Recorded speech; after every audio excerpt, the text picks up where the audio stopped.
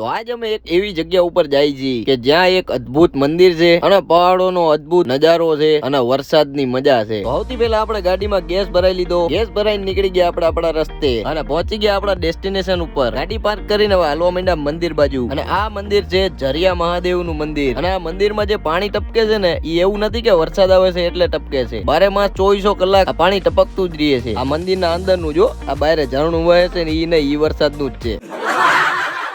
પછી અમે નીકળી ગયા પહાડોના નજારા જોવા, પણ એની માટે થોડુંક એડવેન્ચર કરવું પડશે. જોજે કાળું ગોતું નો ખાઈ જતો. રસ્તા થોડાક અઘરા હતા પણ હરવે હરવે પહોંચી ગયા ખરા. વ્યૂ જોવો હવે ખાલી.